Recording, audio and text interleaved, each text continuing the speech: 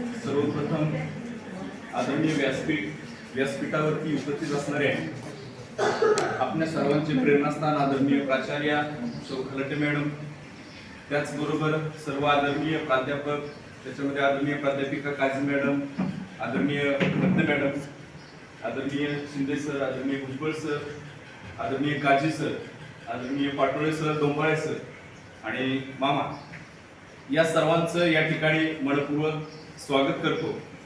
आणि त्याचबरोबर उद्याच्या सावित्री आणि आजच्या सावित्री या दोन घटकाविषयी आपल्याला चर्चा करायची. खरं तर सावित्रीमाईंचा जो जन्मदिवस आहे तो बालदिन म्हणून आपण साजरा करतो. त्याच्या मागची कारणे अनेक आहेत, आपण वाचलेले. परंतु सावित्रीमाईंचा जर इतिहास बघायला गेलं तर त्याच्यामध्ये जसं सुशांत सरांनी या ठिकाणी सांगितलं की एका यशस्वी पुरुषाच्या मागे एक स्त्री असते, तशी एका यशस्वी स्त्रीच्या मागे एक पुरुष असतो. हे तेवढंच खरंय, कारण की पुरुषांनी कधी क्रेडिट घेतलं नाही. म्हणजे सुरुवातीला या ठिकाणी मी सांगतो त्याचं कारण आहे, कारण की प्रत्येक गोष्टीत पुरुष झगडत आलाय, प्रत्येक समाजात पुरुष तोंड देत आलाय आणि ते तोंड देत असताना आपल्या पत्नीनेही तसंच झगडावं आणि आपल्या पत्नीनेही तसंच घडावं हे जर कुणाला वाटत असेल तर ते पुरुषाला. आणि याचं मूर्तिमंत उदाहरण म्हटलं तर मॅडम, या ठिकाणी असताना जर आपण उपस्थिती बघितली, या ठिकाणी असताना जर प्रवेश बघितलं तर जवळजवळ 80 ते 85% आज महिला या ठिकाणी शिकताना आपल्याला दिसत आहेत आणि पुरुषही आहेत, नाही असं नाही, पण आम्ही आता बोटावर मोजण्याजोगे. म्हणजे याची परिस्थिती.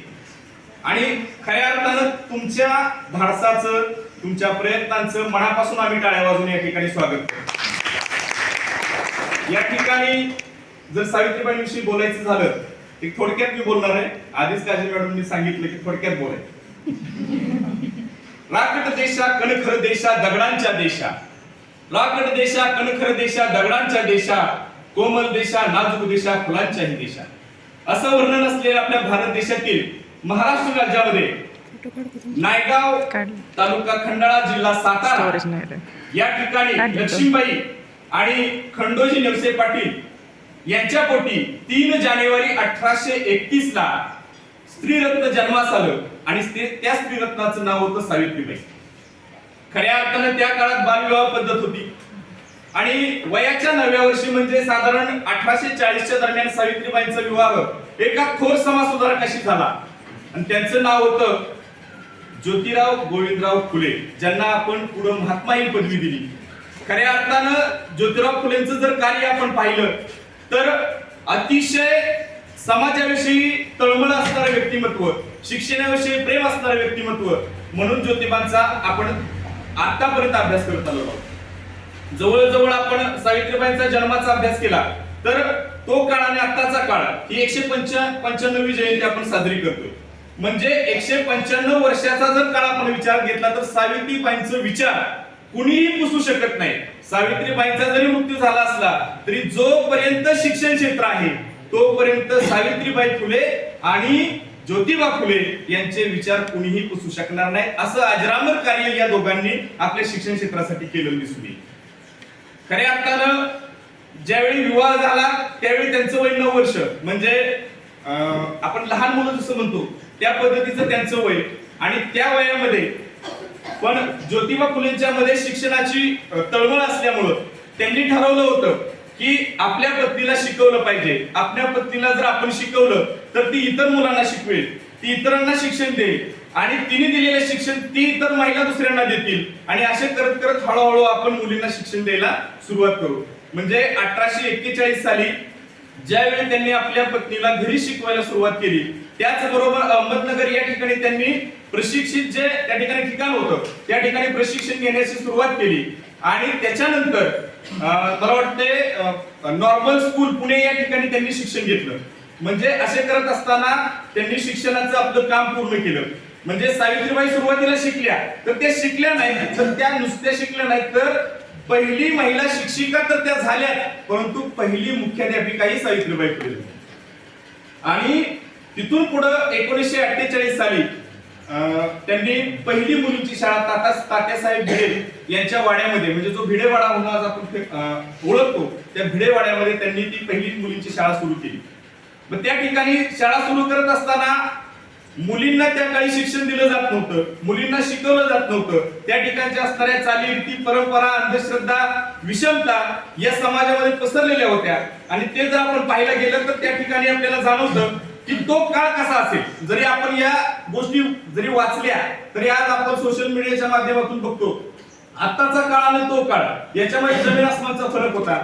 म्हणजे त्या ज्यावेळी शिक्षण द्यायला जात होते त्यावेळी त्यांच्या अंगावर त्यावेळेची जी सनातनी लोक होती, जी म्हणजे आपण म्हणतो जे विचार त्यांचे अतिशय म्हणजे शिक्षणाविषयी अतिशय तुच्छ विचार होते, अशा लोकांनी त्यांना त्रास दिला.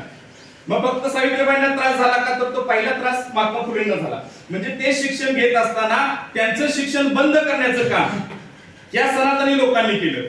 आणि परंतु त्यांची जी तळमळ होती ती जे गोविंदराव फुले होते त्यांच्या मित्रांनी ती ओळखली होती आणि ती त्यांना सांगितली. आणि मग त्यांनी ज्योतिबा फुलांना शिक्षण देण्यास सुरुवात केली. खऱ्या अर्थाने ज्योतिबा फुले यांचं फुले हे आडनाव त्यांचं गोरे हे आडनाव होतं, परंतु गोरे हे आडनाव त्यांचा फुलाचा व्यवसाय असल्यामुळे त्यांना फुले हे आडनाव पडलं. आणि तिथून पुढे गोविंदराव फुलेही झाले आणि ज्योतिबा फुलेही झाले. मग याच्यावरती फक्त शाळा स्थापन केली नाही, तर 1852 साली 51-52 साली त्यांनी प्रौढ शिक्षण ही संकल्पना सुरू केली. म्हणजे जी महाराष्ट्र शासनाने मला वाटतं सर 1999-2000 दरम्यान प्रौढ साक्षरता अभियान सुरुवात केलं, ती त्या काळात सावित्रीबाई फुलेंना जाणीव झाली होती की प्रौढ शिक्षणाची खरी गरज आहे. म्हणजे त्या ठिकाणी असणारे कामगार असतील, शेतमजूर असतील, यांना शिकवणं गरजेचं आहे. ते जर शिकली तर ही पिढी पुढे घडणार आहे, ही पुढे पिढीने पिढी ही चालत जाणार आहे. म्हणजे त्या काळचा जर विचार केला आणि आताचा जर विचार केला तर हा जमीन आसमानचा फरक आपल्याला दिसून येतो. त्याचबरोबर 1855 साली त्यांनी रात्रशाळा सुरू केली. म्हणजे या सरकारचं शैक्षणिक कार्य करत असताना त्यांनी सामाजिक कार्य जर आपण बघितलं तर त्याच्यामध्ये मग बालविवाह बंदी असेल, त्याच्यानंतर पुनर्विवाह म्हणजे विधवा पुनर्विवाह असेल, केस पण त्यावेळी पतीच्या निधनानंतर केस महिलांचे केले जायचे, कापले जायचे, ती पद्धत त्यांनी बंद केली. म्हणजे अशा सरकार प्रकारे त्यांनी बंद करून आपल्या चळवळीला सुरुवात केली. त्याचबरोबर सत्यशोधक समाज महात्मा फुले यांनी तयार केलेला होता आणि त्याचं काम चालू होतं. त्याच्यामध्ये आपल्या पतीबरोबर त्यांनी सहभाग घेतला. त्याचबरोबर मुलाला दत्तक घेतलं, त्याचं नाव यशवंत फुले.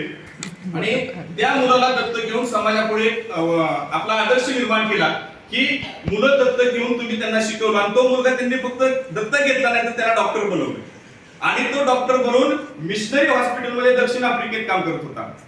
आणि यासारख्या गोष्टी आपण सावित्रीबाईंकडून शिकू शकतो. म्हणजे या सावित्रीबाईंनी फक्त स्वतःपुरतं नाही बघितलं तर पूर्ण समाजाचा त्या ठिकाणी विचार केला.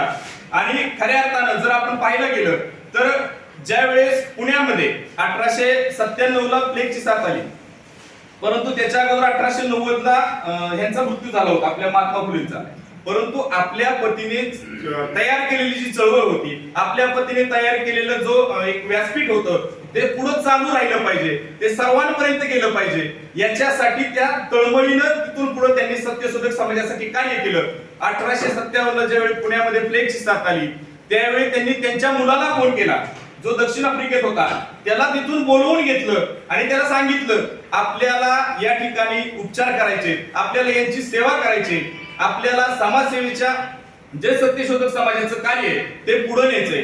तर सुरुवातीला मुलांनी त्यांना विरोध केला, परंतु आपल्या आईची तळमळ बघून त्यालाही परत वाटलं की आपण ही समाजाचं देणं लागतो. कारण की असं म्हटलं, स्वतःसाठी जगलास तर मेलास, दुसऱ्यासाठी जगलास तर जगलास. खऱ्या अर्थानं हे वाक्य त्या ठिकाणी आपण म्हणतो की सार्थकी ठरतं. त्यांनी आपल्या मुलाला त्या ठिकाणी प्लेगच्या साथीमध्ये काम करण्यास भाग पाडलं. कारण की मला या ठिकाणी जाणीव आहे की महात्मा फुलेंनी शेतकऱ्यांचा आसूड या ग्रंथामध्ये सर एक सुंदरसं वाक्य सांगितले आपल्याला की विद्येविना मती गेली, विद्येविना मती गेली, मतीविना नीती गेली, नीतीविना गती गेली, गतीविना वित्त गेले आणि वित्तविना शूद्र खचले आणि इतके सारे अनर्थ एका फक्त अविद्येने गेले. म्हणजे शिक्षणाचं महत्व त्यावेळी महात्मा फुलेंना माहित होतं, त्यावेळी त्यांना कळालं होतं आणि ते खाली पोहोचवण्याचं काम त्यांच्या माध्यमातून खरं चालू झालं. इथून पुढे एक लक्षात घ्या, 1897 ला जरी त्यांचा प्लेगमध्ये समाजसेवा करत असताना त्यांचा मृत्यू झाला असला तरी तिथून पुढे त्यांच्या मुलाने देखील तेच काम तोच वसा पुढे ठेवला आणि 1905 साली पुन्हा दुसरी प्लेगची साथ आली आणि त्याच्यामध्ये यशवंतराव फुले जे डॉक्टर होते त्यांचा त्यामध्ये मृत्यू झाला. म्हणजे हे फुले जे घराणे होतं ते फुले घराणे पूर्ण शिक्षण क्षेत्रासाठी वाहून घेतलेलं घराणं होतं. मला या ठिकाणी मॅडम एकच सांगायचं, या ठिकाणी सर हा जो विचार आहे सावित्रीबाई फुलेंचा, हाच आपण उद्या शिक्षण क्षेत्रामध्ये काम करणार. या ठिकाणी ज्योतिबा फुले असतील, सावित्रीबाई फुलेंचे विचार सांगणारी आपली शिक्षक मंडळी समोर आहे, खऱ्या अर्थानं आपल्यापर्यंत पोहोचत आहेत. परंतु उद्या ज्यावेळेस आपण शिक्षण क्षेत्रामध्ये काम करणार आहोत त्यावेळी सावित्रीबाईंचा आदर्श एक वेळ एक धडा आपल्याला कमी येऊ द्या, परंतु सावित्रीबाई फुलेंचा आदर्श, माझ्या सावित्रीबाईंचा आदर्श आणि बा ज्योतिबाचा आदर्श आपल्या सर्वांपुढे असला पाहिजे, एवढंच मला या ठिकाणी सांगायचंय. एवढं बोलून मी माझे 2 शब्द संपवतो.